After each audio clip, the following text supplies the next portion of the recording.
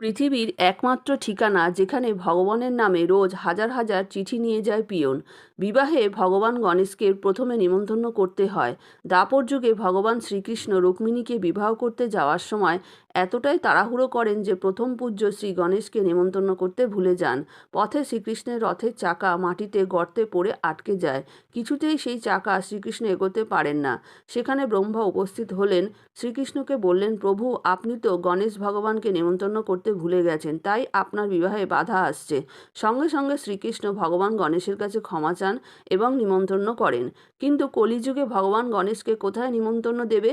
এর উত্তর হল 1301 সালে রাজস্থানের রণথম্বর কেল্লার হিন্দু রাজা রাওহামিরের উপর আলাউদ্দিন খলজি আক্রমণ করে।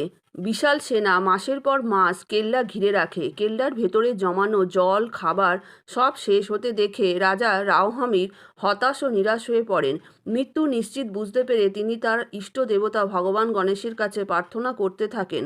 তখনই চমৎকার হয়, কেল্লার দেওয়ালে ভগবান গণেশের স্বয়ংভূ মূর্তির আবির্ভাব হয়। সাথে সাথে খালি খাবারের গুদাম ভর্তি হতে থাকে। এই দিব্য কৃপা দেখে রাজা নিজে যুদ্ধের নীতি পাল্টায়। গণেশ ভগবানের কৃপায় রাজার যুদ্ধে জয় হয় ও বুদ্ধি প্রয়োগ করে আলাউদ্দিন খলজিকে শেষ পর্যন্ত পরাস্ত করে।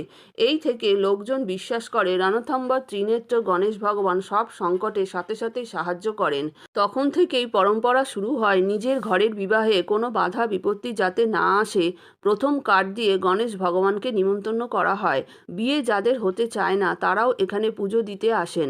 তারপর তাদের বিবাহে সব বাধা দূর হয়ে যায়, তাদের আবার বিয়ে হয়ে যায়। এটি বিশ্ব হেরিটেজ কেল্লা।